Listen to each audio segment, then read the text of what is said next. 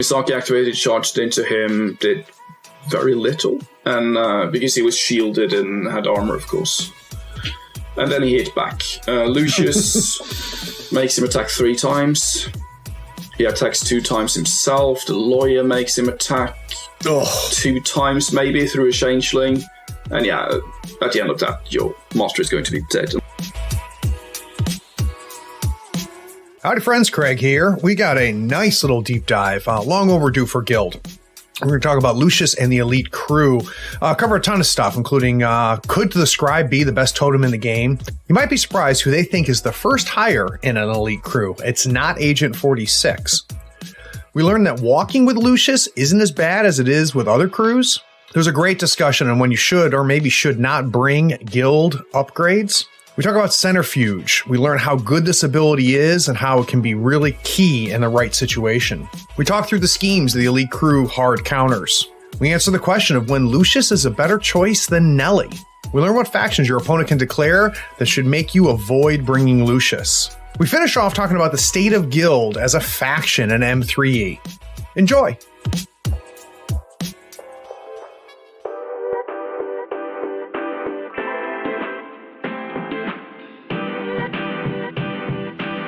Playing a tabletop strategy game allows you to unplug and test your skills against friends.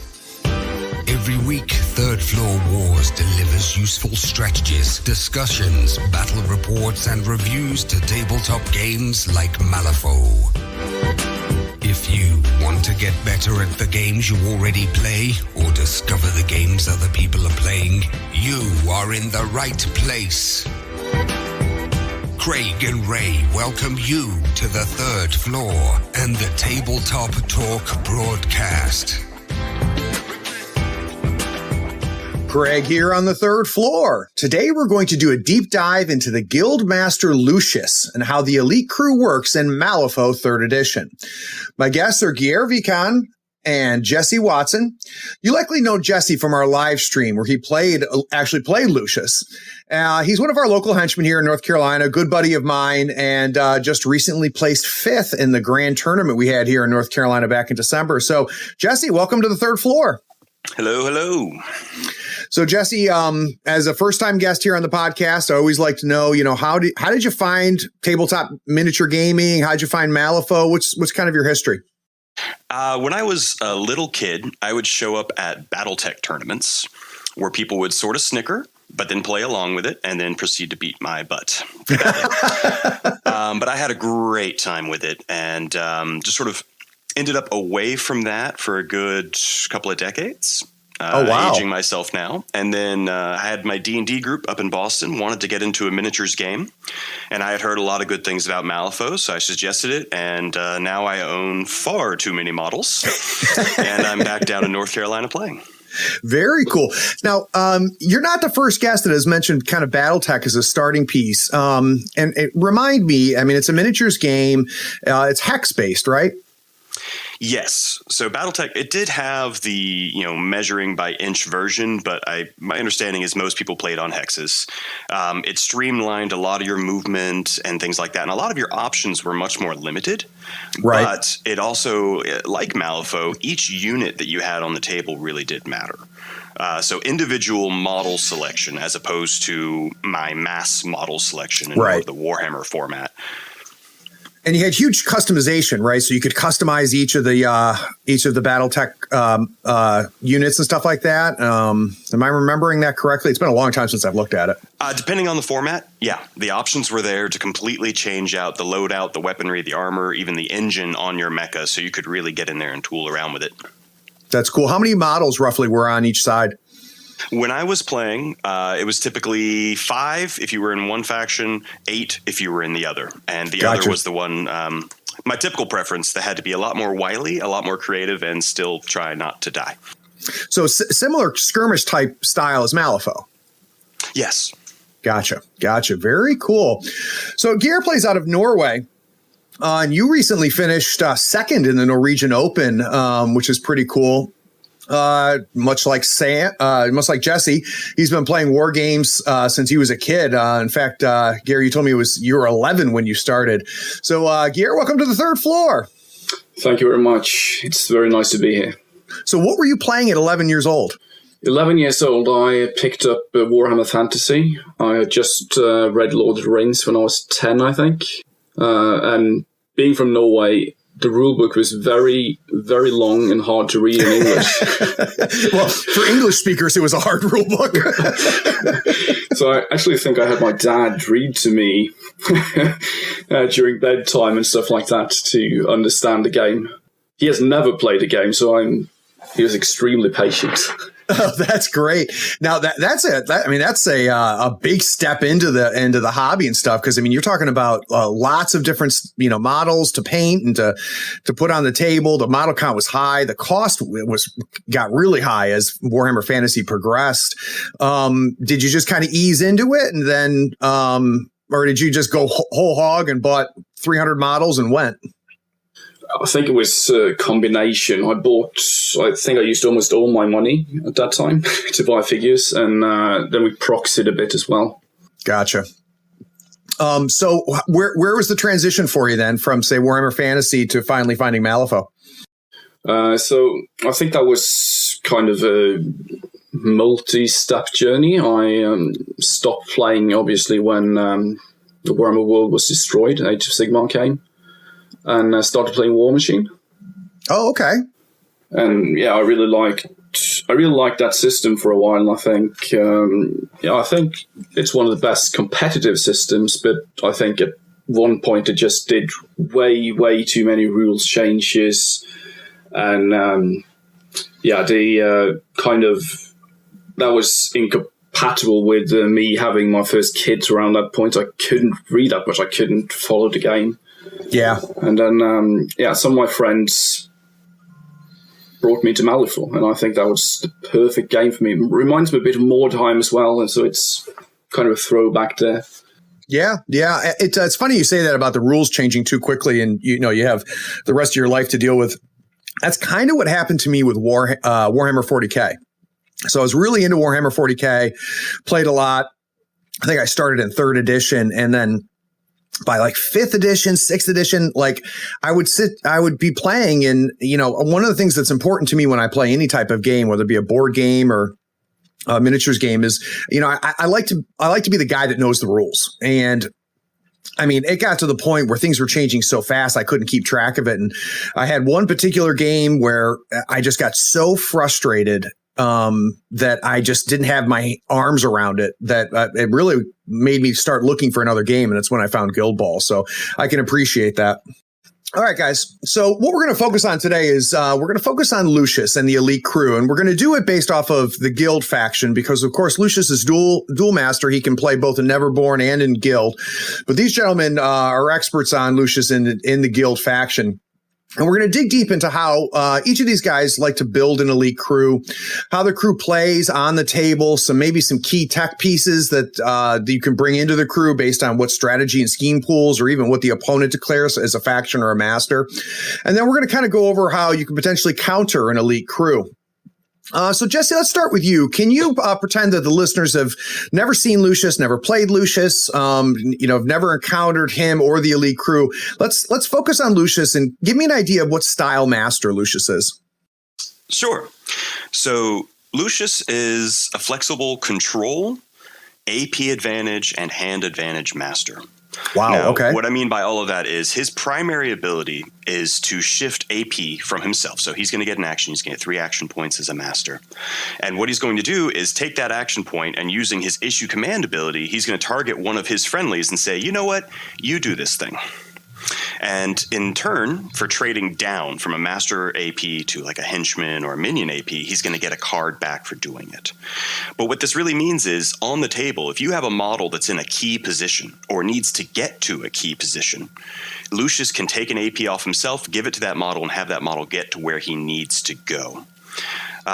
There's also a lot of other control elements through a number of his minions. He has the ability to do things that will reposition the enemy, directly obey the enemy, or otherwise really shape the field. And when I activate Lucius, that's the thing that feels so different to me for, with a Lucius activation versus an activation of another master, is I have the ability to completely reshape the field with a number of the abilities that are on him, between AP redirection, between the ability to mass move his friendly models. I can take the situation and completely flip it in one Lucius activation. Yeah, that's cool. Now, Geir, when you're playing Lucius, because it seems like not nearly kind of a straightforward master, and that flexibility that Jesse talked about has got to be very powerful. But I would imagine it also has a bit of a learning curve. Yeah, obviously. But I think the key word being flexibility, that was the word I was going to use as well. Because if I activate another master, I'm thinking, what can I do with this model where he or she is standing right now? With Lucius, I'm thinking, what can I do to affect a model that is standing on another part of the board? And I think, is obviously has a bit of learning curve, because you have to understand who to activate, who to target. Yeah. And as Jesse said, you are trading Master AP for Minion AP, which is obviously often worse. But you need to take this into account. You need to make sure that what you're getting out of that is a net plus, that the cards you're getting, the position advantage you're getting, is worth trading down for. Now, Geir, he mentioned the card advantage, and so have you, as the card draw. Are you finding you really to have a control hand advantage when you play Lucius? Yes, he's one of the two models in Guild to have Arcane Reservoir, and the other one is a totem. So basically you have more cards just by that than almost the whole master pool. 6 other masters. And he also gets a card whenever someone uses a pass token. He gets a card when he commands someone. And he has several other models that will help him get cards as well. So your control hand is probably twice as big as another master's. Right, and you're cycling through it, but you're keeping the best of the best as you do that, right? Yeah, hand sculpting, you could call it, I suppose. Nice. I like that term. So, Geir, let's talk about really what you consider kind of the signature abilities for Lucius. We talked about, obviously, issue command. Is there anything else that really defines him? I think the other side of the coin is his free action and misinformation. Because issue command will help you sculpt your hand to be the best it can be, while misinformation will help you destroy your opponent's hand. How does that work mechanically? You target an enemy. It's a willpower test against your stat 6. Only 6 range, so you need to be close. But you can look at your opponent's control hand, which is itself very good. Wow. And then you can discard up to 2 of his cards and have him draw 2 new ones. Wow. So you get to pick those cards. It's not a random thing. You get to pick those cards. So against summoners, for example, you may take away the cards they need. Yeah. That could be dangerous, especially in light of the fact that you yourself have such a strong control hand to begin with as well. Jesse, what would you consider kind of Lucius's main strength? So it sounds like, controlling the board, controlling the game state, control hand. I mean, is there anything else that really makes him stand out as something unique and strong? I would continue with where Geir was going with bringing up misinformation. We talked at first with flexibility. That's what he does with his own models. Well, misinformation is getting into what he's doing to the opponent. So, most keywords, most masters in the game are playing with what's on the table and assuming that they're going to have a hand to their advantage, that they can cheat where they need to cheat. Lucius makes that not a guarantee. Right. He's got a betrayal aura on his totem. Discard a card to cheat. He's got the aura on his lawyers to discard a card to take an interact action. He has an ability on his investigators, force you to discard a card. So in addition to misinformation, he's doing a hand attack. So he's boosting his hand through card draw. And when we say card draw, it is typical that I will draw in the range of 10 cards in a turn. with the Lucious crew. And it's possible to go more, but you're usually going down a bad direction. So I'm drawing those cards. Meanwhile, if you're within my Betrayal aura and you have a 6-card hand, at most, you can cheat 3 times. Yep. And I'm going to be doing other things to reduce your hand quality, to even take your hand away, or make it so you flat cannot cheat with Agent 46. So his hand attack is another signature element of Lucius, and very important not only for his offense, but his defense. Right. Well, let's talk a little bit more about offensive capability. So Geir, we're talking about attacking the hand, really just putting so much pressure on that control hand. Is there any, and I know his crew has this, but I'm talking about Lucius specifically. Is there anything Lucius is doing to actually deal damage? Yeah, I have to admit, I don't think I've ever used his melee attack. Okay. But his hidden sniper I had quite a bit of success with, I think, because he can. He has a 10 range, stat 5, 2, 3, 4 damage, and injured +1, which in itself isn't very good.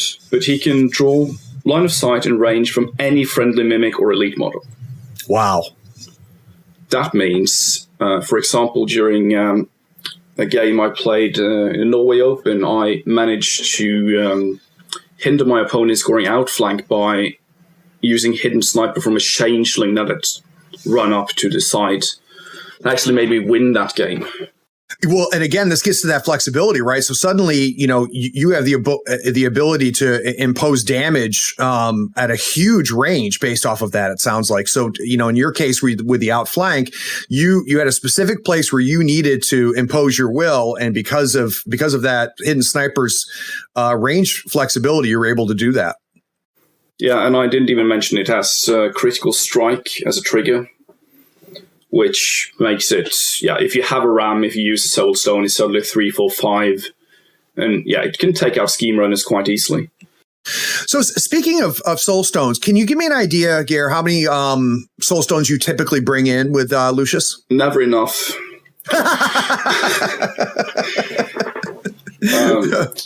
The number has been 4. Every list I make, I almost always end up with taking 4 soul stones. And I always wish I had a few more. You wish you had a few more. How about you, Jesse? 4 to 5 sounds about right, as does the never enough.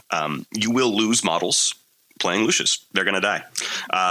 But there are times if I really think I have to do a clutch thing with Agent 46 and I've got to jam him in a hole and he's going to get attacked, I might bring a few more, but that's about the only time. So how about what's keeping Lucius on the table? So defensively, again, as you had mentioned, I think, Jesse, you've got the control hand pressure, which is going to help you defensively. You have all of these restrictions on the ability to cheat that are built into the elite crew. Is there anything else that's keeping him up?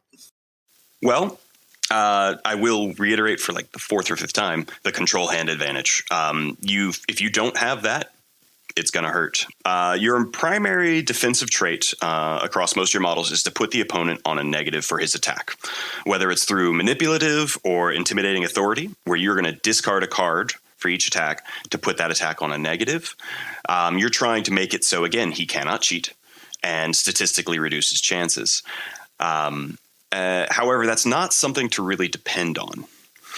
Because if he has access to mass focus, if he has built-in plus flips, say a Parker, you're going to be in a lot of trouble and your only defensive ability is going to go away. After that, they're down to a little bit of shielded. And so you really have to be, I can think of it as an active defense. In the same vein as Colette, in the same vein as Nellie, your defenses rely on you having done something to upset your opponent's offense first. Right. You're going to slow him. You're going to give him distracted from some other source, usually a model you might bring in. You're going to put him out of position. If he's going to stack focus on a guy, you're going to obey that guy and ditch his focus, hopefully into his own friendlies. And you're going to try to keep him so disrupted that he cannot focus into you and really do damage. So, Geir, how often do you have Lucius make it all 5 turns? Surprisingly often. Due to what I said before, his misinformation ability, they're usually scared of being too close as well. And if they rely on focus to hit, then I may actually use the scribe to dispel of them. Or, okay. Or with Agent 46 copying Dispel Magic and forcing them to lose the focus. Right, because focus is a condition, so that offensive condition removal can help get rid of that. It doesn't happen very often, but it happens sometimes. You can do it.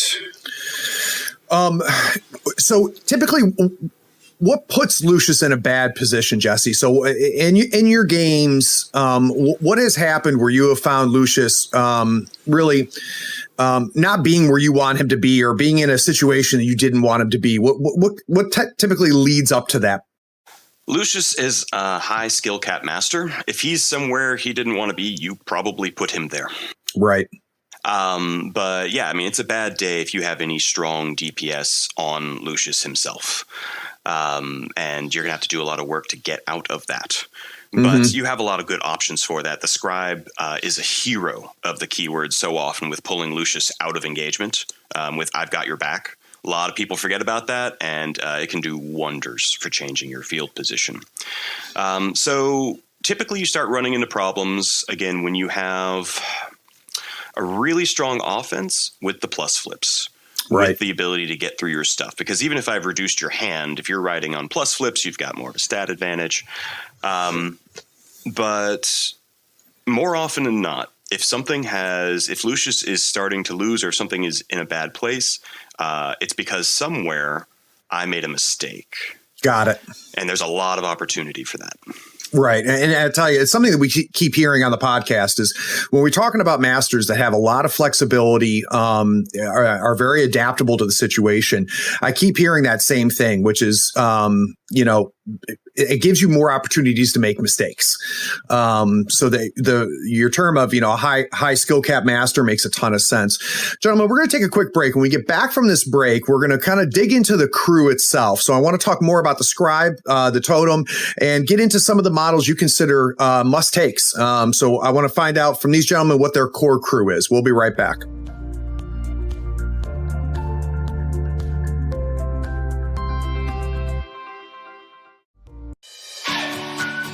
Howdy, friends. Did you know on Spotify you can listen to all of your favorite artists and podcasts in one place for free? You don't even need a premium account. Spotify has a huge catalog of podcasts on every topic, including your favorite pod, Tabletop Talk from Third Floor Wars. On Spotify, it's easy to follow your favorite podcast so you never miss an episode. Premium users can download episodes to listen to offline wherever you are. They make it easy to share what you're listening to with all of your friends on Instagram. So help support all of the content coming from Third Floor Wars and download the Spotify app. Search for Tabletop Talk on Spotify or browse podcasts in the Your Library tab. Make sure to follow us so you never miss an episode of Tabletop Talk.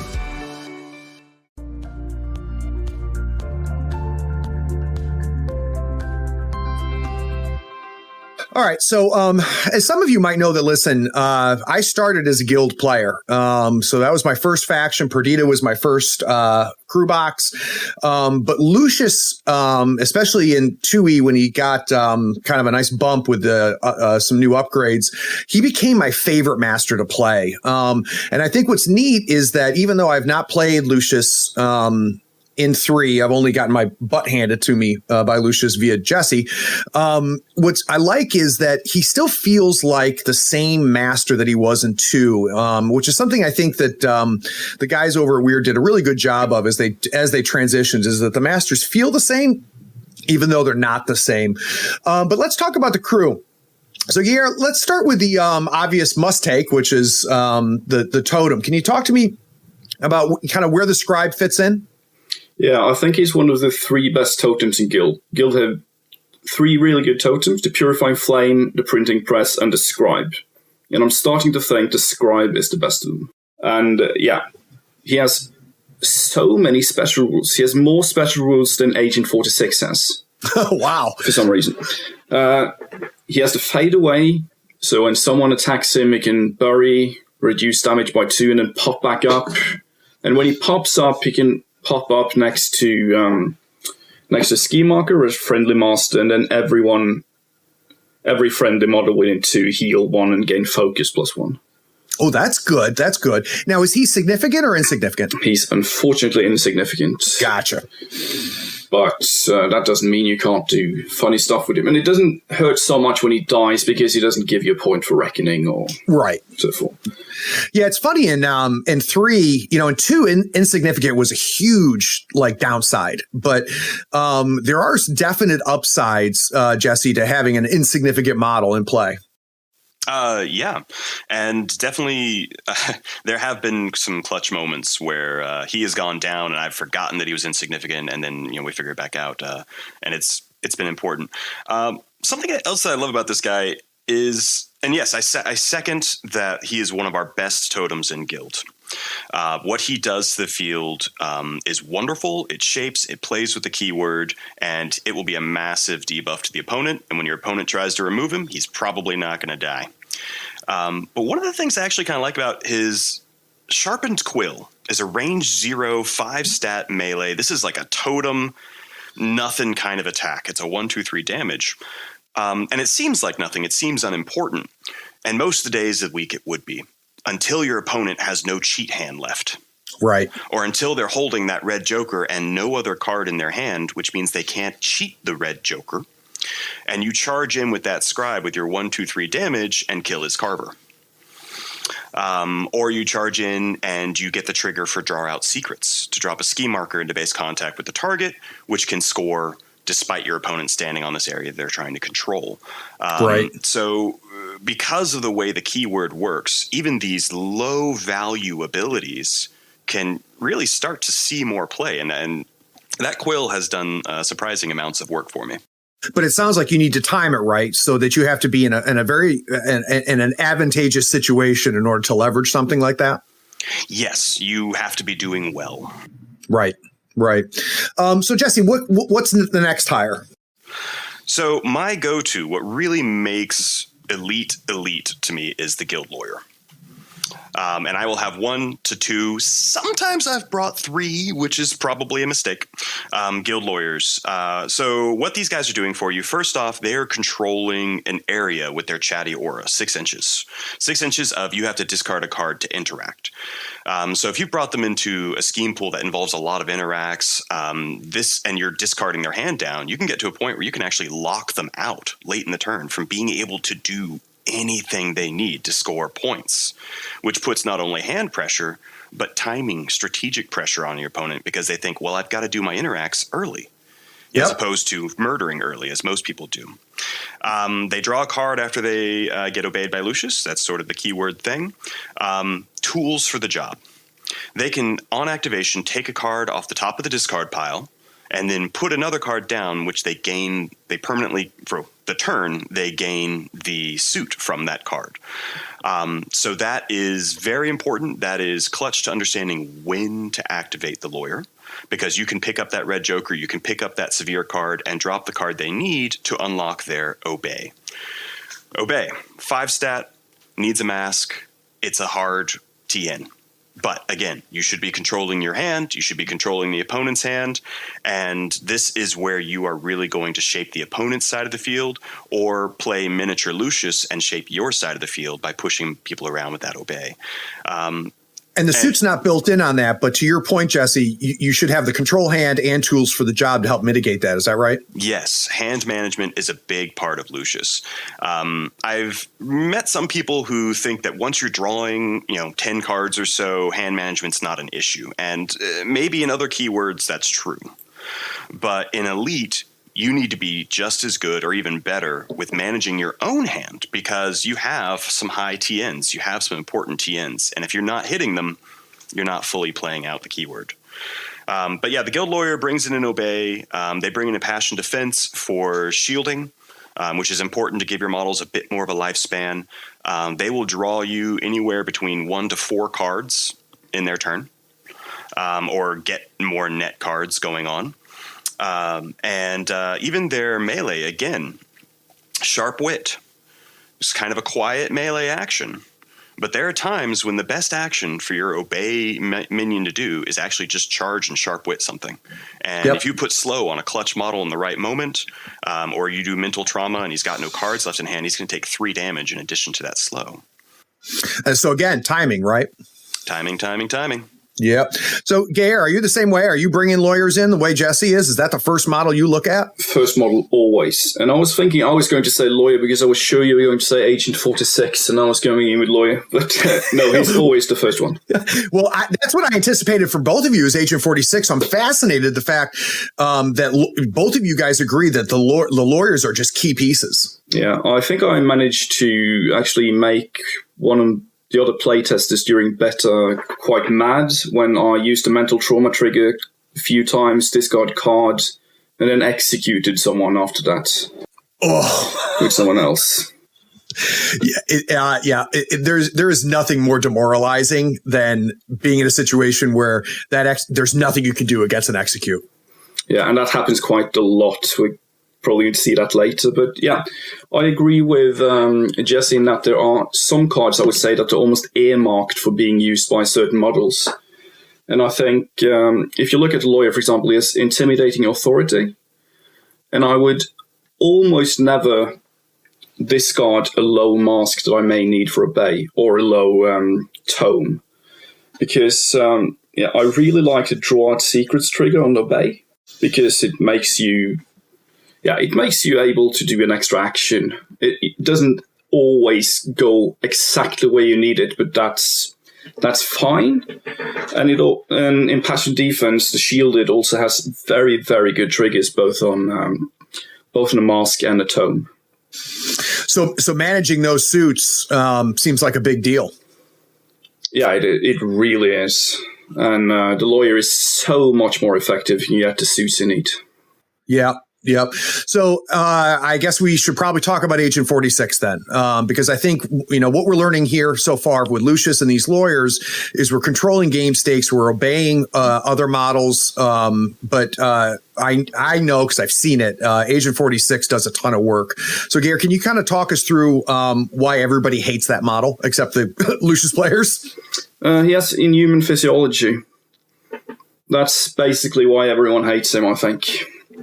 Enemy models cannot cheat fate when targeted by this model's attack actions.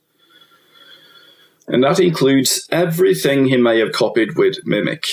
Yeah, I can tell you it's one of those abilities that you read it, or, you're going up against a guild player and they say, yeah, by the way, Agent 46 has this ability. You're like, oh, okay, that seems good. And then when you're in the game and you are playing, and I mean, I don't know about other people, but I seem to forget it. And then I get reminded, like, well, you can't cheat against this. I mean, it is just so brutal. Yeah, it really is. And I think a lot of the time, people, for example, they pull a 2 or a 3, and it's almost the same as pulling the Black Joker. Because you cannot cheat, and there's nothing you can do. And he can do a lot of damage that way, or he can copy... He can copy obey, which makes that uncheatable. And he's a hench, right? So he can stone for it. For an opponent. And he's a hench. He can stone. He can mimic the Dispel magic from the scribe to take away all your fire, for example, on a fire golem, or all the poison on McMorning. And his analyze weakness also can't be cheated against, which has caught a few people off guard a few times. Yeah, and I think those are all really great examples of what I'm talking about, is that, I mean, cheating is a core mechanic of the game. And to have a model that has so many options available to him because of the Mimic, and I mean, he just imposes his will.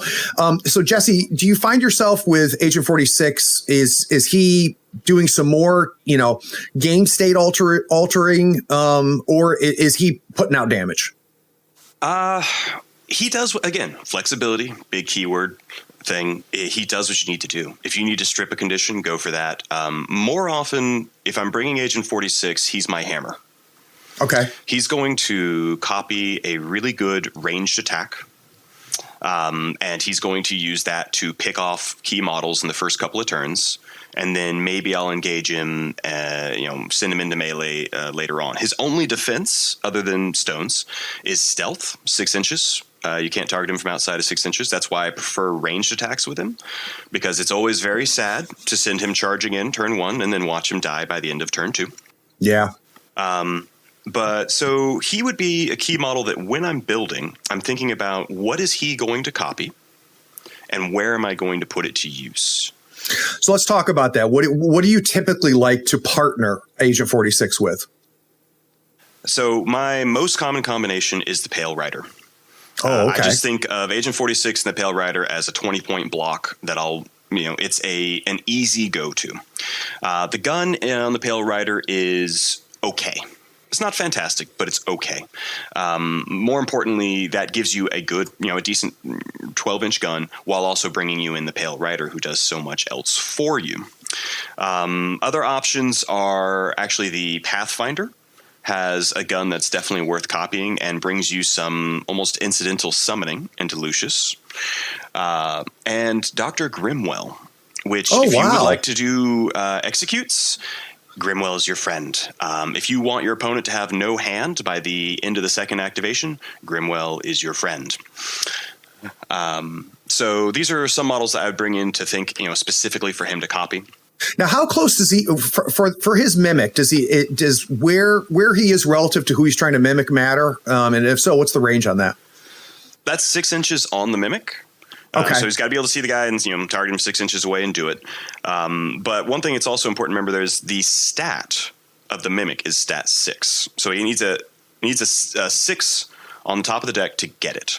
Easy to do. You have plenty of cards, but the stat of the mimic ability becomes the new stat of the gun or of the action that he's copying. So there are some interesting things, like if he copies, say, a pine box, which is attacking move and typically has a very low stat, he's now a stat 6 pine box versus your move, and you can't cheat.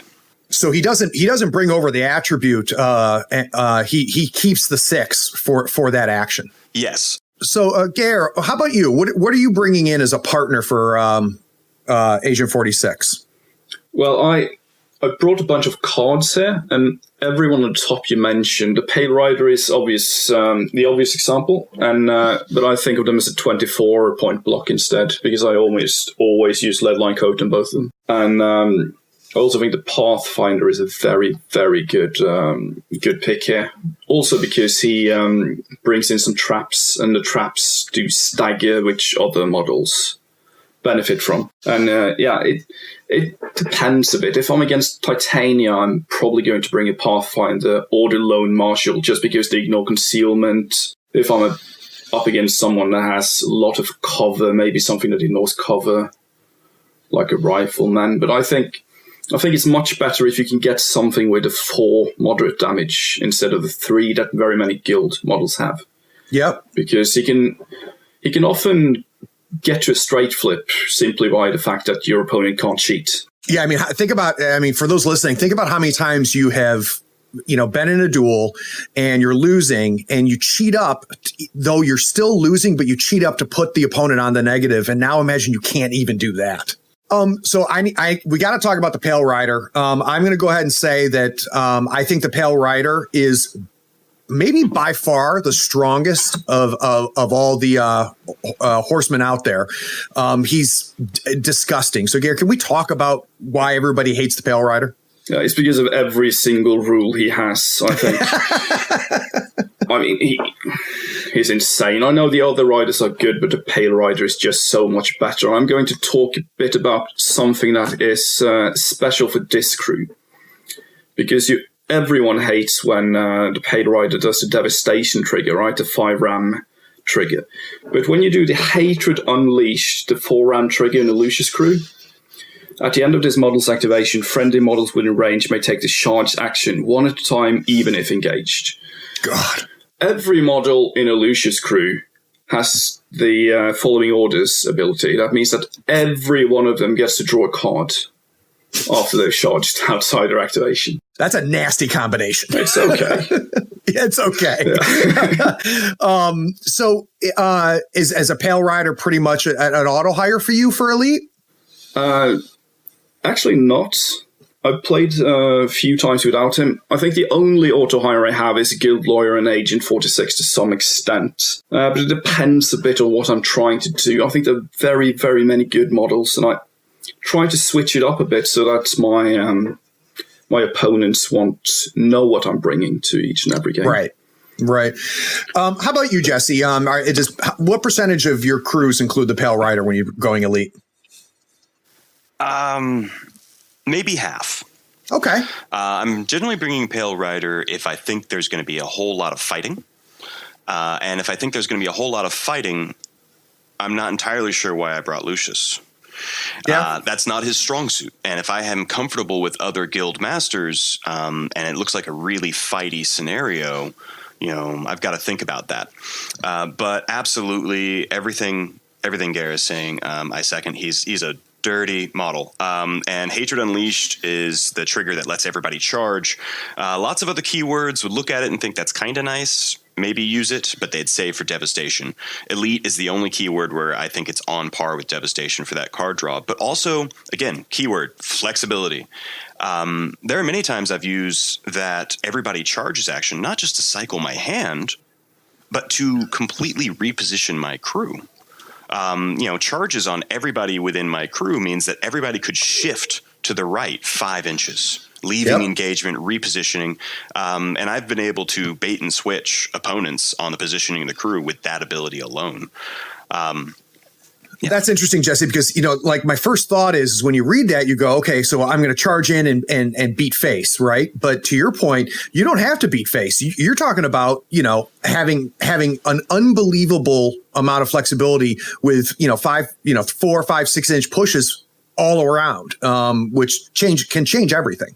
So Garrett, let's talk about any out of keyword or versatile models outside of, say, the Pale Rider. What are some other things that we haven't talked about that are making some of your elite hires? How much time do you have? As much time as we need. Why don't you start off with a couple, and we'll let Jesse bring in a couple as well. Okay. The first one that I'm bringing sometimes, not that often, but sometimes, is the Lone Marshal. And most often, if I know that the opponent is bringing a Summoner. Just because of his free action, he can kill something with a summon upgrade if he has a high crow. And Lucius can usually get you that high crow. And it's also a good gun for the agent to copy, for the Doppelganger to copy. And it's a good obey target as well due to run and gun. Speaking of Doppelganger, how often are you bringing some of those Neverborn models in? So you got the Doppelganger. I'm trying to think of the other mimics you've got. Changelings. Oh, and the Changelings. Are you bringing Changelings and Doppelgangers in a lot, or is that again just it depends on the situation? I'm bringing Changelings if I want to move up the board quickly, just because they have just like you. Use that to issue command on Lucius himself, have him walk, and use the entourage ability for, 16, 14 inches of movement in an 8 model crew. Wow. Which is really, really good. And I think that's one of the key points about Lucius as well, the entourage ability, because a lot of masters I never want to walk with. Like Sonia, for example, if I had to walk with her, I consider that a personal defeat in the game. But Lucius can walk, and he can do a lot of stuff with that. He can move around a lot of pieces. Yeah, it ends up being an efficient action, which rarely walking is. Yeah, and especially if you use the 4-cost Changeling to do it for you. Right. I actually would like to jump in here and say one thing. Later on, we're going to get to, I think, some of the downsides, and there's a trap that Geir and I have already discussed a little bit of, where you can get too hung up in doing your own abilities. One mantra I have to have for myself is sometimes it's okay to walk. Walking feels bad. You want to do all the fancy things, but sometimes it's okay to walk. And Lucius makes that more than okay, because that walk is getting you more mileage. And I would often bring one Changeling just so Lucius can, if I have a middling hand, he can actually issue command to the Changeling, who issue commands to Lucius, to then walk, but I'm going to draw a card off that. So I'm cycling a 5 for the issue command for, random draw a card. In addition to the Changeling obeying Lucius to walk later, in addition to a lawyer obeying the Changeling to obey Lucius to walk later, you can really have your whole team entourage around the field. Well, the one thing I'll say about that, Jesse, and you're kind of the string that you just put forth is something that opponents are going to figure out pretty quickly. I found it very difficult to know exactly what's going to happen next. So often you're playing against a crew and you kind of know what their sequence is going to be, right? You know what their target priority is going to be. You have a good feeling of what model needs to activate next. And, you understand the game state.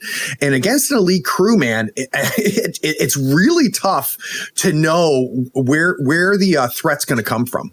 Absolutely. But that's also, again, going back to why it's a high skill cap is for you to get the mileage out of that elite crew, you've got to have a really solid understanding of the game state and how you can take advantage of it, but also what you're expecting your opponent to do and what their expectations are.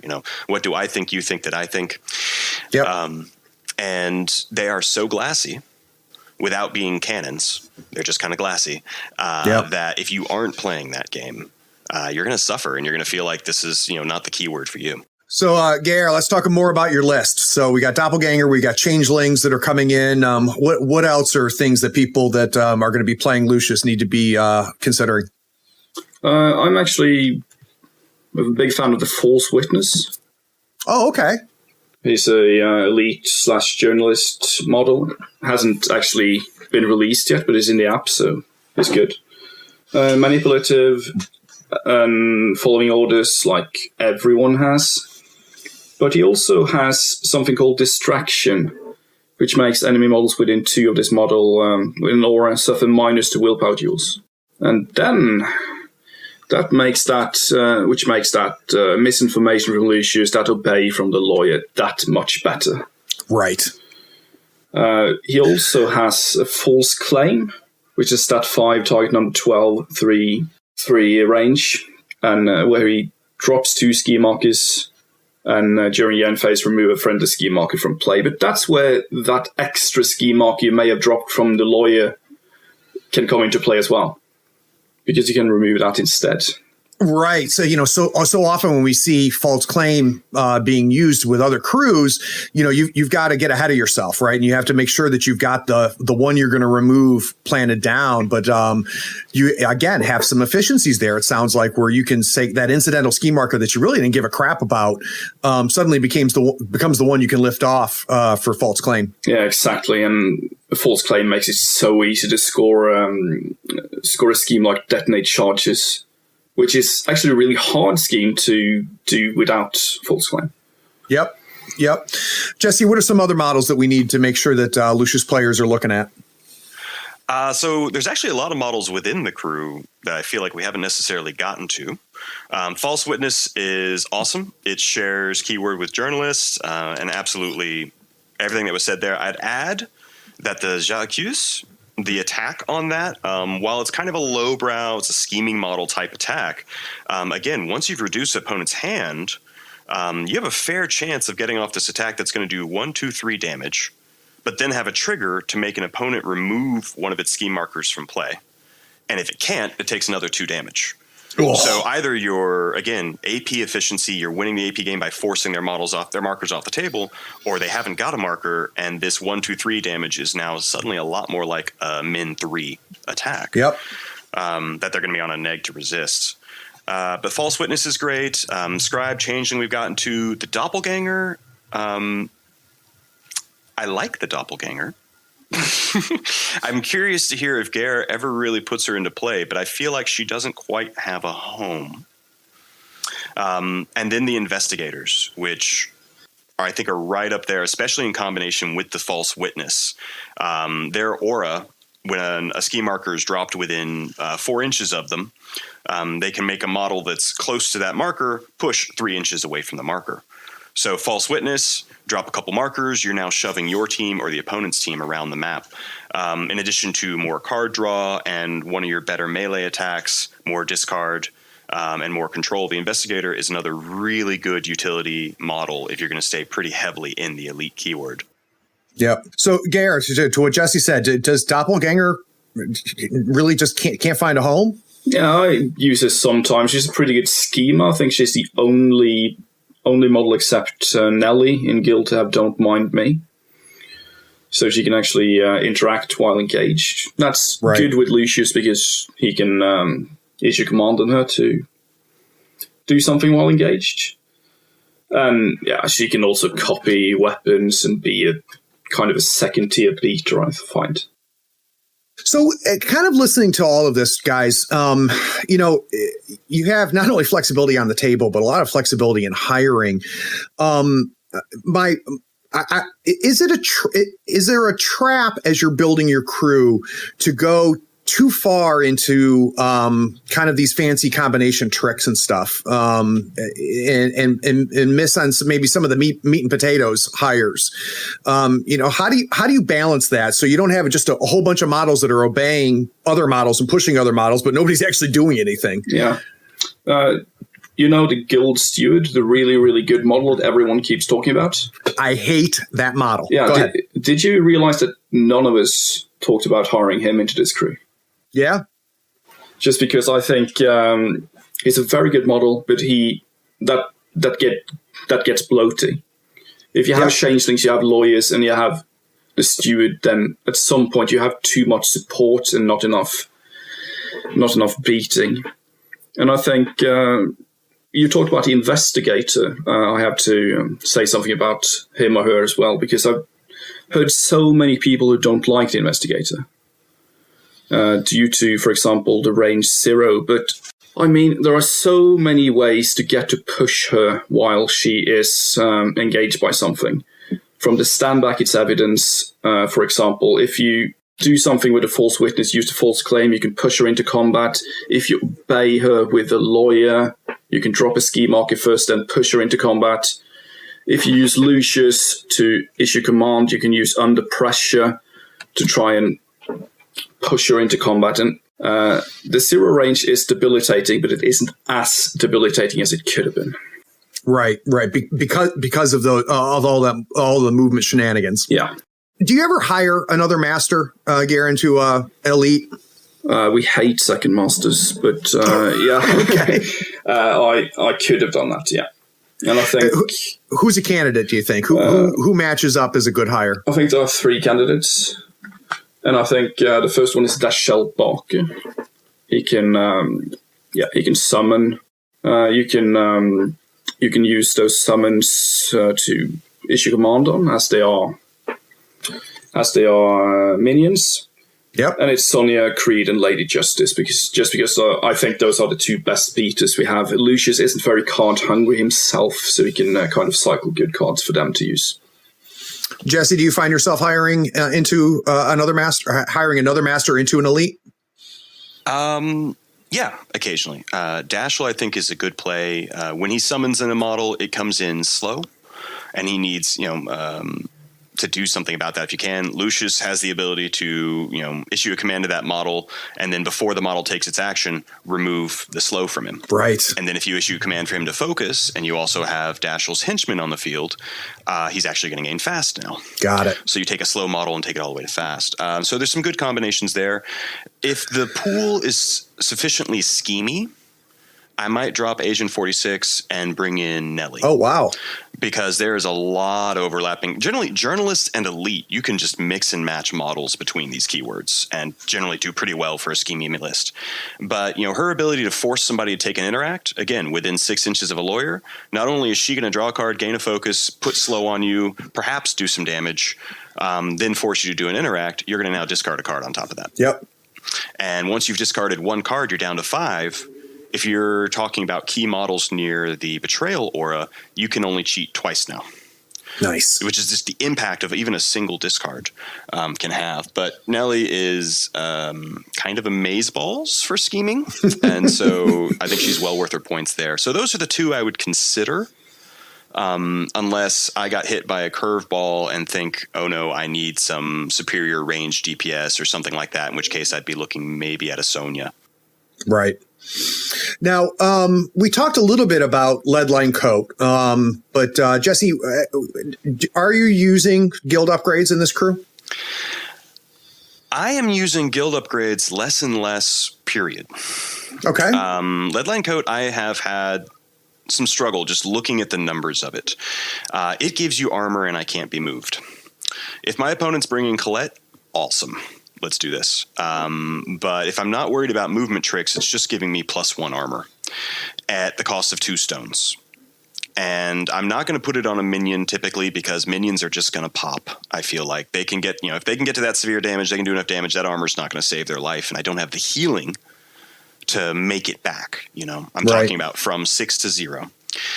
And so if I think that I'm going to be sticking Agent 46 or Alan Reid in a fire, I might give them armor. If I think my opponent's going to come after Lucius, I might give him armor, but otherwise I'm not really using my upgrades. There may be some place for no prisoners as an upgrade, but I haven't experimented much with it because again, that's more of a fighty upgrade. And again, if I'm playing Lucius, I probably brought him for non-fighty reasons. He can do Reckoning, right? But there are better options. Yeah. How about you, Gary? Are you using guild upgrades? No, not really. Not really in any cruise, I think. But I've seen some people use expert marksman on Lucius. I'm not sure I like that at all, really, because I think as we've been talking about flexibility, I think that's putting expert marksman on him is kind of like putting all your eggs in a basket, saying I'm going to do hidden sniper all game, and it's not that good. Yeah, it kind of counter to really the overall benefits of bringing this crew at all. Yeah, I think so, because you need to have your options open, and other crews can do that with upgrades. Crews like Shenlong and Ophelia can do that with upgrades during the game, but with Lucius you have to just use the variety of actions to get that kind of flexibility, and not get too force-fed into a certain strategy, I think. So, Geir, Jesse mentioned Alan Reid. Can you talk us about whether you use Alan at all, and if so, why? I use him quite a lot, actually. He's kind of like an alternative investigator, I think. He has a very good ability called Nefarious Pact that would probably be even better in other crews. At the end of this model's activation, it may draw a card. He shut down bonus actions, which is very good, especially if you are playing as Ressus and they have Archie, because he has Intimidating Authority, which can put Archie in a minus. Archie can't leap away. And, as everyone else, he draws cards when he's ordered to do something. Yeah. Jesse, is Alan Reid a tech piece for you? Well, I don't know that I would think of him as a tech piece because I can't think of many scenarios where I would except, let me retract, if I think they're bringing a rider. That diversion is going to be really, really big. The ability to lock down bonus actions. But I would bring him into a build, especially if I'm working with Dr. Grimwell. Those two play together just so well. Grimwell loves for his targets to be staggered. And I guess it's true. For those who aren't familiar with Dr. Grimwell, he is a versatile henchman whose big shtick is to get into melee range with the opponent and hit him with a skull saw, which is the same thing that McMorning is swinging. And that forces on hit, either discard a card or gain injured 2. If the target is staggered, it automatically has the main trigger built in. So you're discarding a card. So you're discarding 1 to 2 cards each time he hits you with that. Well, Alan Reid has stagger on a bonus action and has a Garrote, so if the target is staggered, he can come in with a min 3 attack. And he also has one more question. Target gains slow with a coordinated attack, which means he can make Dr. Grimwell attack again. So those two, if I want to go for a true hand destruction build, Alan Reid's going to come in alongside Dr. Grimwell. So, Geir, is there any models, before we finish up talking about the crew, is there any models that we have not talked about that really need mention? I think we talked about everyone in the crew at this point. We should just note that both Alan Reid and Agent 46 has Execute as well, after you've drained all those cards. I don't think I realized, because I haven't seen Alan Reid on the table yet. I'm sure because he hasn't even been released, so it'd just be proxy. But I did not realize he has Execute. That's good. He has a 0 range melee, but yeah, it's still good. It's still good. He has very good triggers, actually. He also has the talk trigger on a ram, which is target may discard 2 cards. If it does not, the opposing player must name one of the unrevealed schemes. Oh, wow. That's cool. That's very cool, and it kind of plays very well into the whole Lucius thing of being the mastermind who knows everything. Yeah. So suddenly you know his schemes, you know his cards, yeah. It's very thematic, right? Yeah. And something I guess I hadn't thought about, building off of that execute, because you're doing so much hand pressure on your opponent, the execute can become a way to drain them of stones because it's all that they have left if they don't have cards, right? Yeah, obviously. Very cool. So, guys, let's take another break. When we get back from this break, I want to talk about when do we bring in Lucius? So what are some strategies? What are some schemes that an elite crew, does well at better than maybe any other guild master, which makes them the go-to? We'll be right back.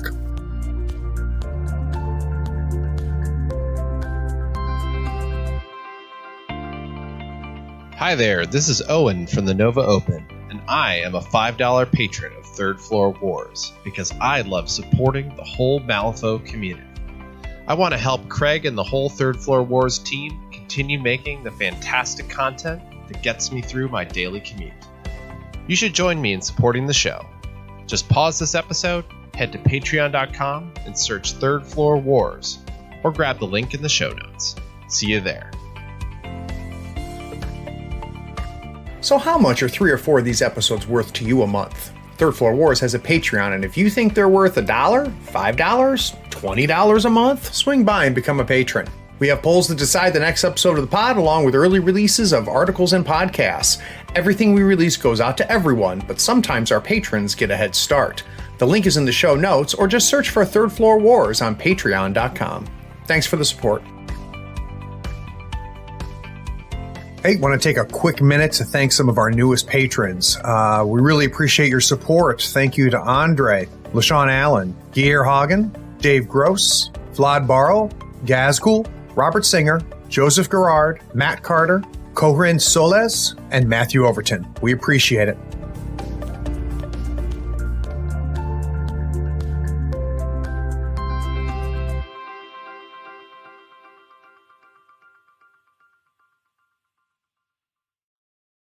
All right. So, with all of this flexibility, this is one of the largest core crew segments I think I've done for any deep dive so far, because, you've got so many options that sound viable. Geir, I'd like to understand, from a strategy standpoint, do you think there's 1 or 2 strategies that immediately make you consider Lucius? I actually played him in every one. I actually did a tournament where I played him in every strat, won every game. I think we even played the same list. No, I don't think I did that, but almost. But there are a few he's better in than the other ones. I think Guild has so many good reckoning options that he doesn't excel in that one. But I think he's very, very good in plant explosives, where you can make use of the Shatty Aura from the lawyers, the fact that you can interact out of activation. Right. And he can move across the table quite fast. And I think he's very good into corrupted idols, especially because you have so much hand control that you can often choose. I'm not saying not always, but often choose where the idols come into play. Which is the key to idols, right? Is the typically speaking, the player that is controlling the placement is winning that game. So I could see that being critical. But with plant explosives, it's something I hadn't thought about before. You almost have a nice kind of a 1-2 punch. You're good at it, and you're making it hard for somebody else because of all that chatty action. Yeah, absolutely. And I think Lucius is good when there's a lot of interact actions going on. He's good when your opponent has to come to you with the guns and stuff, and he's good. He's good. It's like So Jesse, looking at, beyond, well, first of all, do you agree that those are the two strategies that you like Lucius in the most? Yeah, I agree that he can run anything. He's going to be, relative to other guild masters, you're going to be looking at him for explosives and cursed idols. Right. But how about schemes? So what are some schemes that just make you immediately think Lucius? So it's actually the scheme pool that I'll look at first for deciding whether or not I'll bring Lucius. I mean, if 3 or 4 out of 5 of the schemes involve a lot of interaction where you're dropping markers, things like that, even in Reckoning, I'll consider Lucius. And I've run Lucius into a Shinlong in a very schemy pool, and he came out okay. Wow. Just because you're playing the other half of things. Yep. But detonate charges and, search ruins, harness the ley line, anything where you're dropping down enough scheme markers, especially detonate. I've heard a lot of people say that scheme's just too hard to do. It's not worth doing, or it's not efficient. And all that tells me is those people aren't bringing the models that do detonate. Guild Lawyer, hey, that obey, as Geir mentioned, draw out secrets is attached to it. So you're going to drop a scheme marker in addition to the obey if you time things right. Right. As well as false claim on the false witness. You also have draw out secrets on the investigator. It's not hard for you to get scheme markers beside the people you want to get scheme markers to. Got it. Also, and this is something that's often forgotten with Lucius, half the time I use it, I have to show the card to my opponents to remind them it exists. Subterfuge. When an enemy, this is on Lucius, when an enemy scheme marker would be dropped within 6, this model may discard a card. If it does so, a friendly scheme marker is dropped instead. So not only is Lucius doing a really good job of getting his schemes, but in a very scheme marker heavy pool, he's going to deny. As long as he has a card, it's almost impossible to get the second part to deliver a message on him, for example. Right. So Geir, is there, if I'm going up against an elite crew, right? So if I'm playing you and I look at the pool, is there some schemes that I should just not even consider? Yeah, I think detonate charges is hard. And I also think, harness the ley line can be hard as well, especially if Lucius and the lawyer is close. Because you have to discard a card to take the interaction action, and I'm discarding a card to make that scheme marker mine instead. Right. So those are hard to get. I think Lucius excels in scheme marker heavy pools. So I'd be curious because, and this is because I haven't played Guild yet in 3. I've only played against it. But when do you choose Elite versus the journalist? So when do you go Lucius versus going Nelly? That's a good question. I was asking myself that during the Norwegian Open when I decided this is the game for Nelly. So I set up a Nelly list I never played before against a very good Russian player who came there, the only game I lost. And I was thinking afterwards, why didn't I bring Lucius instead? And I still have no idea why I did that. But yeah, I think it depends if you want to be in keyword or not, but I think the elites are a bit more killy than the journalists are. Okay. How about you, Jesse? How do you make the decision between Nelly and Lucius? They are close enough in capabilities in the areas they specialize in that it can be a really hard choice sometimes. And it will be thinking, what do I think my opponent's bringing? For instance, I shy away from bringing Lucius into Bayou. Because as the initial announcement, because of models like Mawtucket being able to mass focus. And I shy a little bit from bringing him in the 10 Thunders because of just how much plus flip they have access to on ranged attacks, where they're going to be outside of my bubble, outside of my ability to control them, and they're going to be picking off my models. So in that case, Nelly is going to be a little bit more of a preference, even though she relies on a lot of the same stuff. I will say that in Cursed Idols, I like Nelly a bit more than Lucius for her ability to put all the idols in one place and control that zone, which is actually when we played at Nova, Craig, you and I, was the strategy I used, because she can control a node of cursed idols better than any other model in the game. So I don't know, Jesse, if I've ever been that frustrated in a game, that game that we had at Nova. So Jesse handed me my only loss at Nova, and it was Nelly into Cursed Idols. And I don't know, halfway through turn 3, Jesse, I'm just like, all right, this game's over. I mean, we'll play it out, but at this point, like, there's literally nothing I can do. And I don't know if I've ever been shut down quite as hard as I was in that game. It was really well played. She's a little bit rude, our friend Nellie. So I will say, the last thing I would throw in for Lucius versus Nellie, if you need team maneuverability, so if you need to get multiple models around the table, Lucius is far better for that. Nellie can get a model to travel fairly well, but Lucius is better at getting more of your team to travel. And one model I want to give a shout out to, just before we walk completely away from the combinations of journalist and elite, is the undercover reporter. Oh, yeah, we haven't talked about that. So for all of the scheming, there is one scheme that Lucius is not great at countering, and that is power ritual.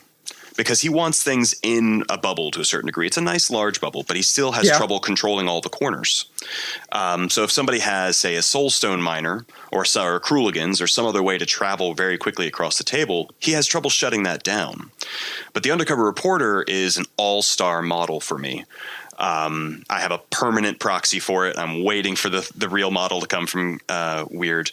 For their ability to arson and pop a scheme marker from anywhere on the table with a trigger. It's so good. I had a game against Steve Bynum where the last kill was first activation of turn 2. No other models were attacked or killed in that game, and it was still close because we were just placing markers and eating markers the whole time, and it was because of that undercover reporter.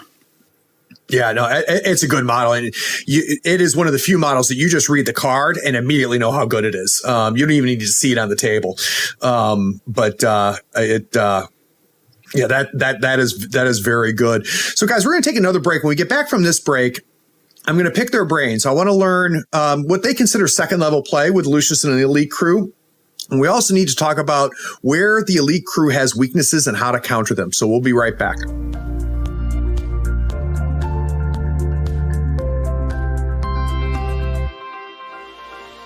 Howdy friends, Craig here. With 3rd edition Malifaux released, it's time for you to get a new mat with new deployment zones. We've tried every mat in the business, and nobody has better quality and selection than Mats by Mars. They're waterproof and they roll and unroll easily, and they're even wet erase Marco compatible. They offer over 35 designs and let you add M3EO overlays for making deployment and positioning a breeze. Check them out at matsbymars.com. They are offering a sweet discount for our listeners. After you found the perfect mat, use the promo code 3rd floor to get 10% off your entire order. If you really want to support us, in the notes of your order, request that our logo be put in the corner of your mat. It's the only way to make the best mat in the business even cooler. Again, that's Mat by Mars. Use the promo code 3rd floor to get a 10% discount. Details are in the show notes.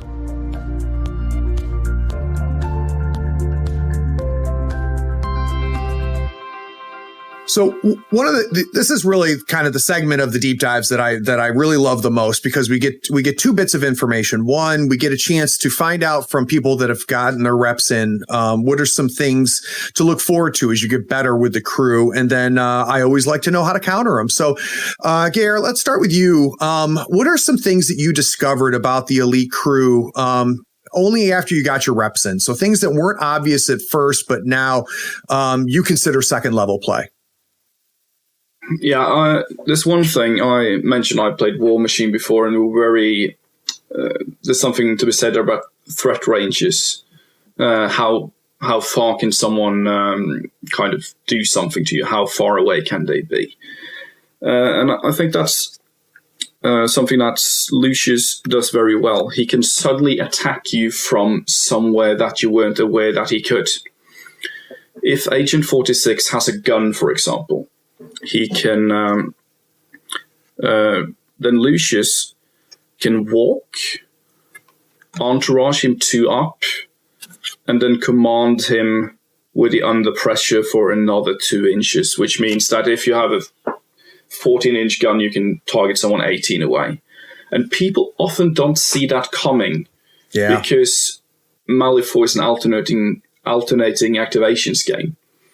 In a game where you activate your whole army, you have to be prepared for that. But I don't think people are very prepared for that in Malifaux with the alternating activations.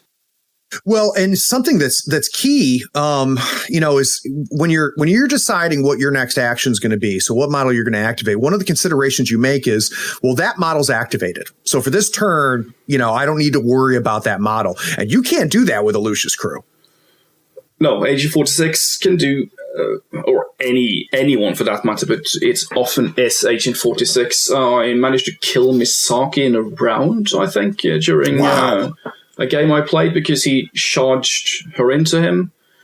And he kept asking me, has this model activated? And I said, no. Someone else has moved him up, but even if he had activated, it wouldn't really matter all that much. Right. Misaki activated, charged into him, did very little. And because he was shielded and had armor, of course. And then he hit back. Lucius makes him attack 3 times.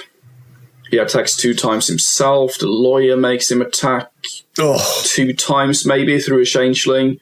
And at the end of that, your master is going to be dead. And I think the first time you play against Lucius, you're going to lose.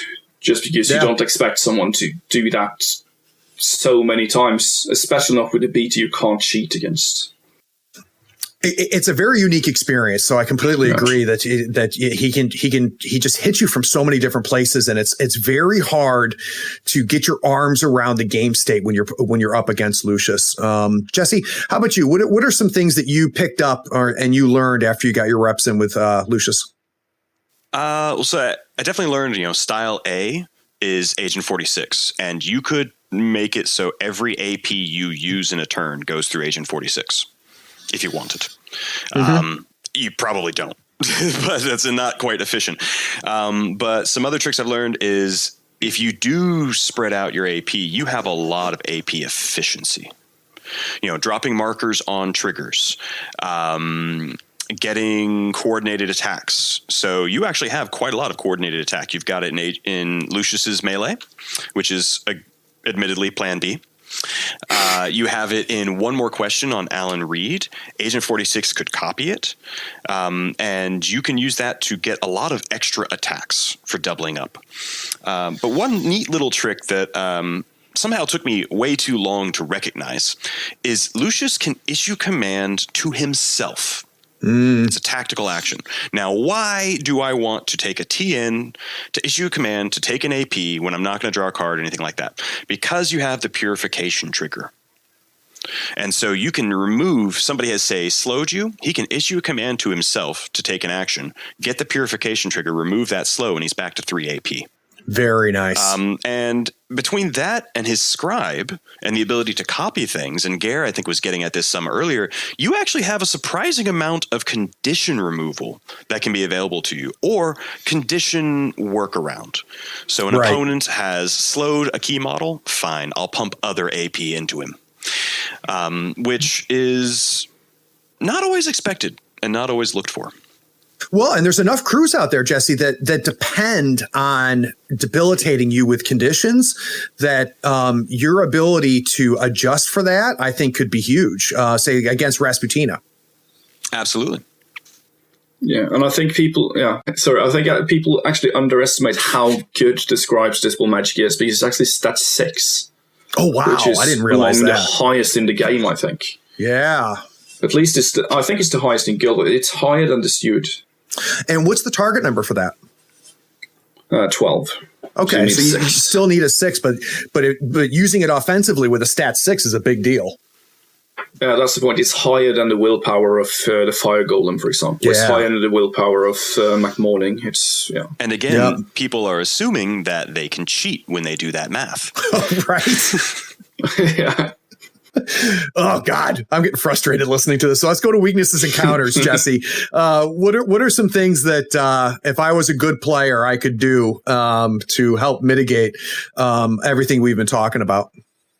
Yeah, again, and I think I've sort of pointed these out in some of the factions that make me a bit worried, is mass focus on ranged attacks. Rooster Riders with 14-inch guns and 3 focus.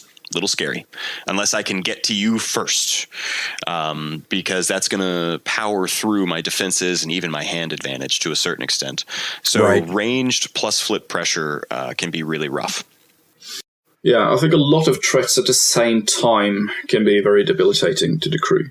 You like being able to pick off opponents one by one, and if they rush you, then it's going to be much, much harder, because they're going to drain your hand, and even though you have the advantage, at some point you're going to run out of cards. Well, and do you consider, I mean, it sounds to me like, definitely Lucius has the tools to get his control hand sculpted to where he needs it to be, but he also sounds like he's card hungry as well. So anything that attacks your hand, I would imagine, is troublesome, like a Yoku.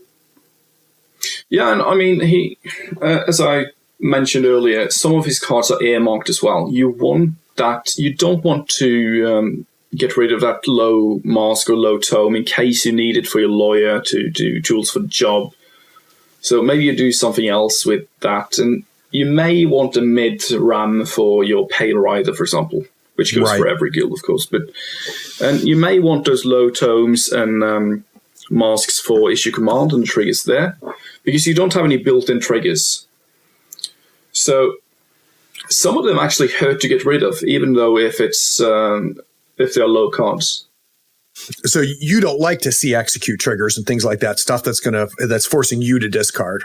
I mean, you're fine. You're going to be fine, but it's going to make it way, way harder for you. Right. And if you have to spend all of your severes on cheating defensively, then you don't have anything else left. And for example, if Nakima comes in, if she pulls a decent card, then, well, you're not going to be able to cheat out of it because no one in your crew has higher than defense 5. Right. So that pressure is a problem. Yeah, I think so. Yeah. So guys, we're going to take another break. When we get back from this break, this is really the first guild deep dive we've done on the show. And we've got two, what I consider top tier guild players. And I want to kind of talk about kind of the state of guild right now. There's a lot of people that consider guild to be one of, if not the weakest faction. And I want to talk to these guys about whether they agree, and if so, or if not, why is that? So we're going to talk about guild as a faction. We'll be right back. Howdy folks, Craig here. Now if you love gadgets as much as we do, you're going to love the new Third Floor Wars gadget bundle from Schooner Labs. Branded with the logo of your favorite podcast, it comes with 2 measuring multi-tools, a compass stepper for those tight and important movements, along with a compact dashboard to track your turn, strat, and scheme scoring along with your soul stones and pass tokens. It is the perfect bundle for anyone who plays Malifaux or just wants to look cool while doing it. The link is in the show notes. Check them out and help support your favorite gaming podcast. I played Rezzers at the end of 2, and I took Rezzers and, have only played Rezzers into 3, but I haven't pretty much the entire guild faction painted and ready. And so many of the guild masters I love, especially, I think the new versions of them in 3 are just so enticing, not just Lucius, which was my favorite from 2, but everybody's telling me that, guild is the weakest faction. And so let's start off, Jesse. Do you find like you're fighting an uphill battle because you're a guild player? I have definitely been frustrated. And this has been definitely a point of conversation in the meta. I'm actually playing outside of guild right now in practice games because I just needed to take a little bit of a break and come back and look again. And I think it's a number of things. Guild is competitive. Obviously, we're able to get in there and we're able to win games, but it definitely feels like we have to combo to get off the same sort of actions that other people just do with 1 AP. And the biggest place where this becomes visible to me is in mobility. We have 1 leap in the faction. It's on a master and it's not baked in. We have, I think, 2 models with flight. They're minions. They're very small, and one of them is really not worth bringing. Right. We have a lot of pushes, but they've just introduced increased terrain to the game, which is going to interrupt a lot of our pushes. Yep. So while we've spent a lot of time talking about Lucius's mobility, and he is a mobile master. If you look at the faction, it's a big struggle. You got a lot of models that are walking without place effects, without leaping, without flight, versus other places where, hey, here's my minion with baked in leap, and over here is my enforcer with baked in leap, and it's just hard to keep up with. Is there any masters, Jesse? So like right now in Rezzers, I'm very frustrated with Reva. I don't, she has no place on the table for me within the faction. Do you have masters right now that are kind of fall under that in Guild? For the no place, I've got two masters that come to mind. First, I think Base is stuck in cute. He's got a couple of cute things he can do, but I think he's waiting for an enforcer who's going to make everything sort of gel together and give him more to actually work with. Because right now it's kind of cute, a couple of kind of one-dimensional tricks, and it doesn't quite hold together.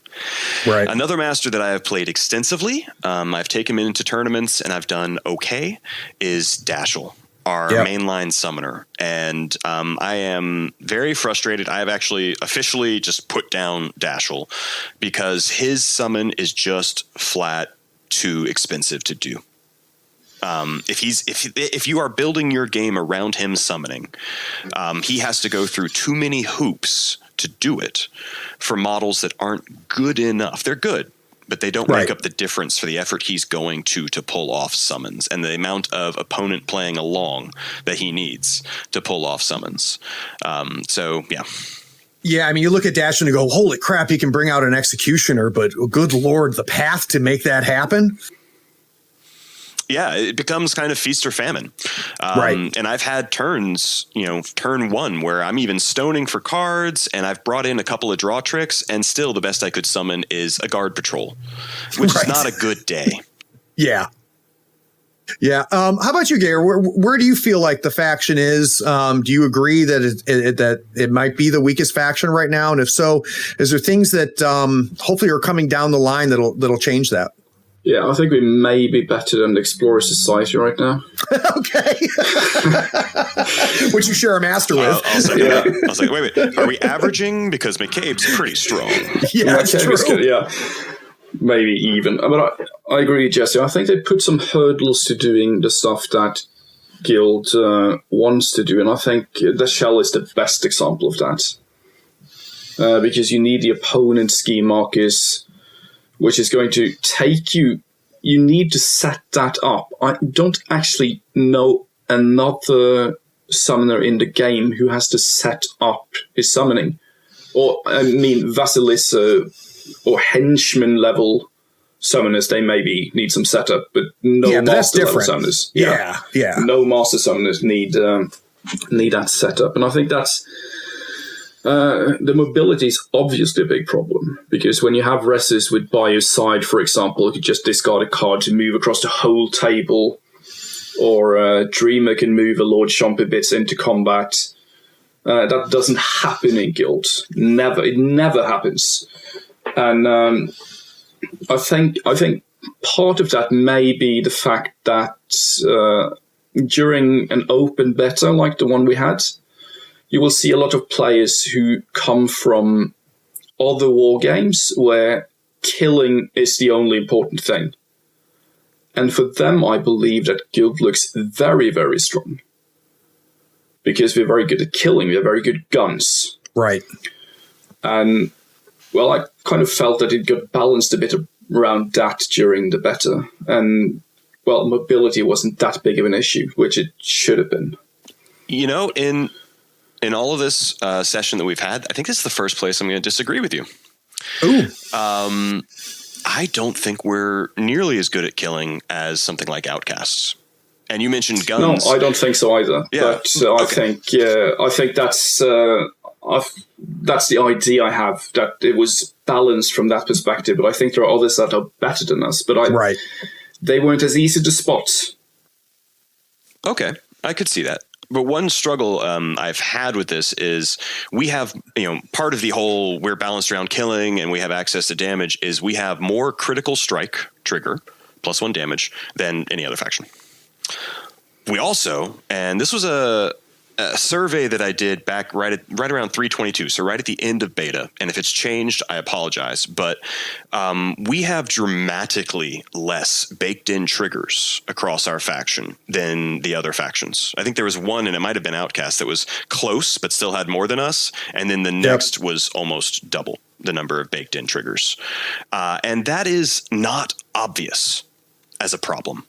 But it's easy to think, well, you have access to these good triggers. Yes, but again, we're jumping through hoops. We need the right card. We need a stone to get to those triggers, where other people are jumping through less hoops to pull off their thing. And it just becomes this subtle, quiet pressure on the whole faction in everything that you're doing. So, Jesse, if you could wave a magic wand, and let's pretend that you were qualified enough to actually be a game designer, which you're not, neither am I. Wow, hurt my feels there. What do you think? I mean, what do you think could be done that would help?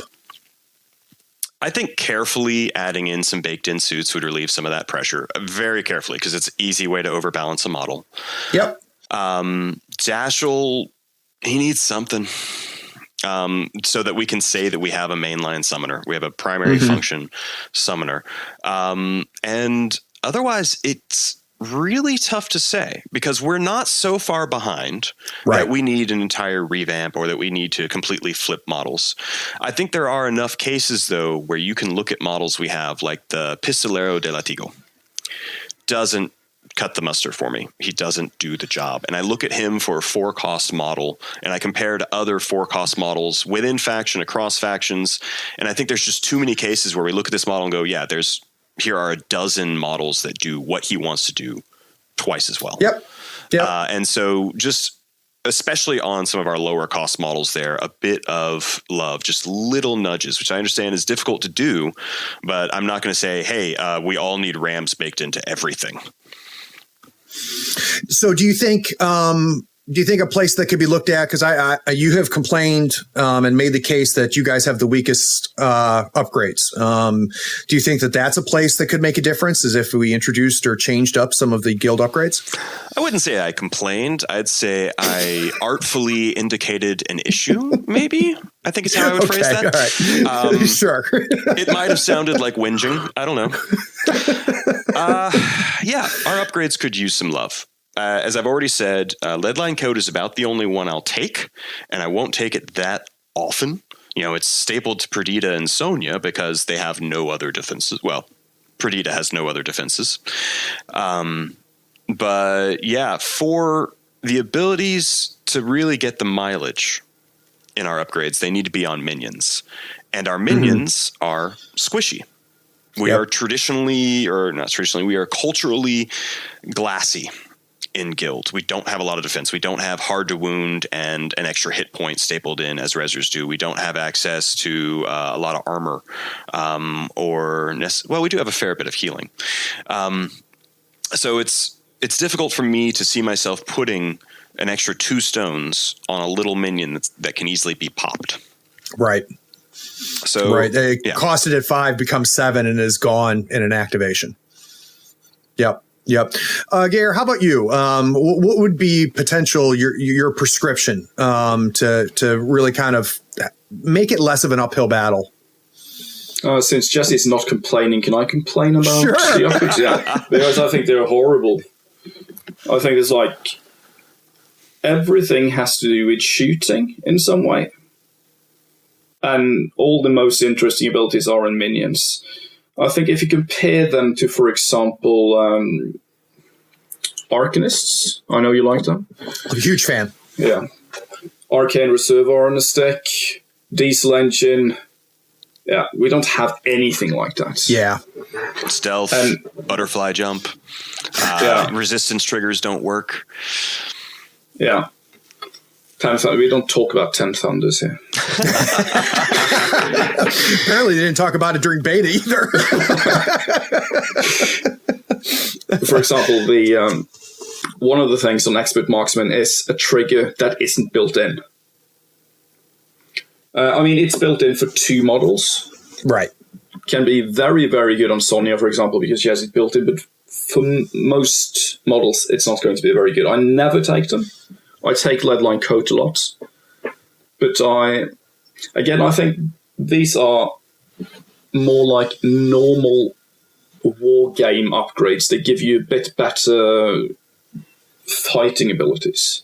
Right. But they don't give you anything else. They don't give you that stealth. They don't give you that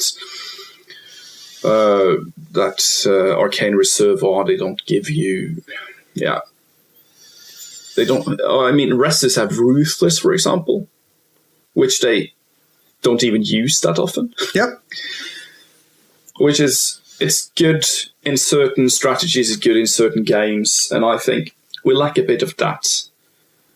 And I think very many of the things we talk about that are good in Lucius, the flexibility, the mobility, the ability to get extra APs by dropping ski markers and stuff like that, that's something that is lacking in other guild masters and that other factions have.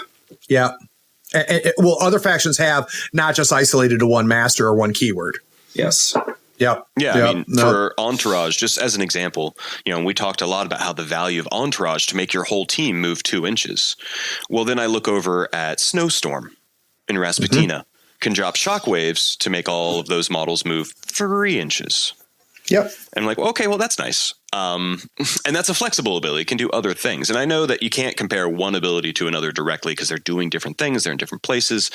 They're in different contexts, but that is the perception, this perspective that a guild player has is they're constantly being faced with these other things going, that is just more efficient than what I have. Yeah. Yeah. And Lucius, and again, I will second Geir again. Lucius is the one who starts to break that. And that's why I think he's seeing a lot of play and is considered one of our strongest masters right now. And I'm also a bit afraid that someone like Agent 46 may restrict our design space a bit. Yeah. How so? Oh, gee, you know what? That makes sense. Verbalize that, though. Okay, so it took me a second. Because he has the Mimic ability, he's a Soulstone user, and he has the No Sheet ability. Yep.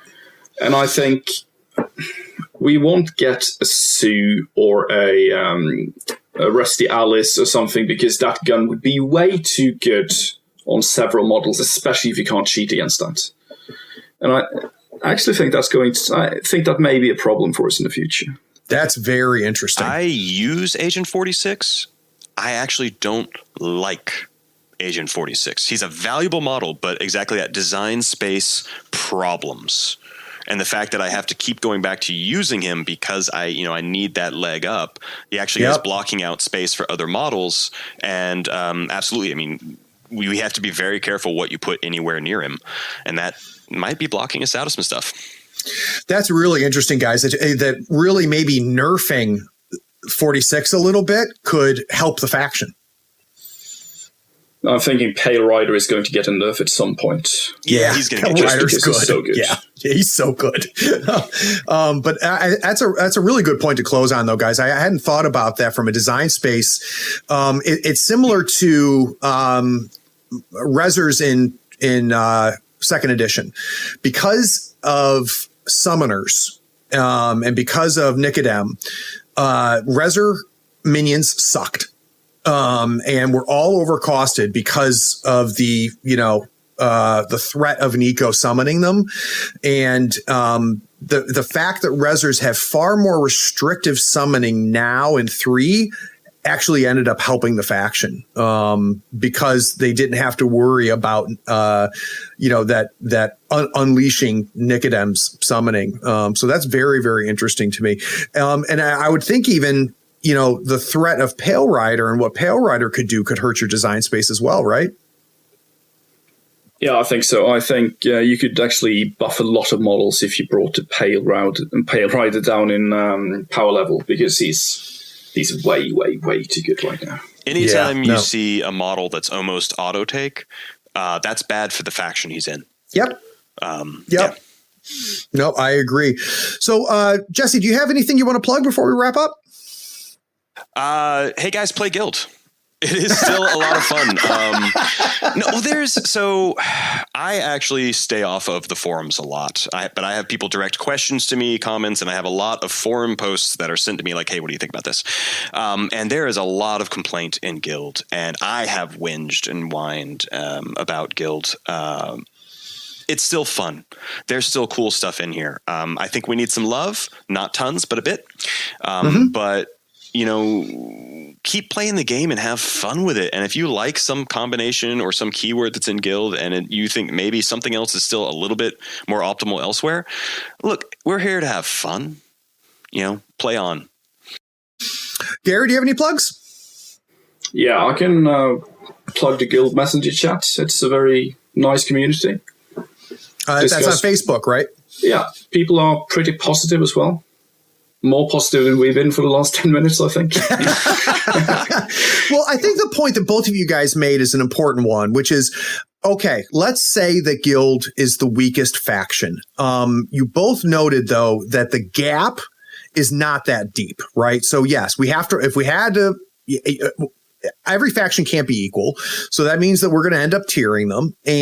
But if the distance between the one at the top of the tier and the bottom of the tier is not too great, then, that's where we are. And I think both of you were saying, yeah, Guild needs some help, but it's not worth, setting your models on fire. And no one is going to say that their faction is the strongest either. Right. We all know which one is, though, don't we? Yeah. But we don't talk about them. We don't. We don't. Guys, I really appreciate it. I look forward to having you both back on the show again. We've got a lot more Guild to cover here on these deep dives. So I doubt this will be the last time we hear from you. And for those of you that are listening, I appreciate you sticking around. Take care. Be sure to check out our shop on thirdfloorwars.com for the latest gaming apparel and gear. While you're there, check out how the USFO Tour is shaping up. How does your conference compare to the others in the United States? Where do you rank nationally? Get those models built, painted, and on the table so we can see you at the US Masters Invitational in October of 2020. Also, rate and write a review on this podcast for us. It really helps us find people almost as cool as you are. Thanks for listening. Howdy friend, Craig here. Is this episode making you realize you need to buy some models? Gadzooks Gaming is my favorite online retailer because of their large selection, killer prices, and great customer service. Don't you hate buying an entire crew box when you only need one model? Gadzooks sells crew box models individually and saves you a ton of money. They even have free shipping to the US and Canada if you spend $100 or more. Swing by gadzooksgaming.com and make sure you tell them Craig from the Third Floor sent you. All the details are in the show notes. Do you agree? Oh, yes. Sorry. I was waiting for Gary to jump in. Yes, I agree with the words that I said, and you agreed with me. Good. That was good, guys. Yeah, it was. It's a new experience. I feel like I stuttered a few times, but No, you're fine. Okay. You're fine. No, You're fine. And I loved also hearing you because I was curious with you coming from a whole other country, whole other meta, how you would see things, and I'm finding the parallels. I did want to jump in and say I have succeed with Fancy Cane. It's never it's never Plan A. It should never be Plan A. But I've had some beautiful moments. That's funny. I was wondering about that as well, because I think the design is so nice, because Fancy Cane has every one of those fancy suits, and then the Hidden Sniper has the typical guild suit. Right. Good segment. So with this building the pool, guys, I don't want to go through every strategy. I don't want to go through every scheme. So Geir, I'll probably start with you. If you can pick one or two strategies that you think Lucius excels in, and I like to keep this in context with the faction. So for example, if you're going to say Lucius is great in turf war, let's make sure that we keep that in context that he's better than Nelly. Or if you say he's not good into reckoning because, he can do reckoning, but I'd rather have Lady Justice or something. You know what I mean? Mm. Yeah. And then Jesse, I'll flip to you. And when I flip to you, Jesse, if we can start off with maybe two schemes that are really good, for Lucius that he, when you see them in the pool, you start thinking, I might go elite. And then I'll bounce between the two of you. We'll also talk about potential schemes that shouldn't be taken if you're facing elite. So what do they hard counter? All that sound good? Yeah, sounds great. Cool. All right. Here's your opportunity to prove everybody wrong or to say, yeah, we need some love. Yeah, you're right. That's the entire segment. Yeah, you're right. Top garbage, yeah. That's fine. But let's get into specifics. So let's talk about, I know, Jesse, you have issue with the generic upgrades. If we're going to talk about, places where things that have gotten Guild to have this reputation. I'd like to talk specifics, unreleased, the fact that so many models are not released yet and so on and so forth. So we'll start with you if that's all right, Jesse. Sure. Cool.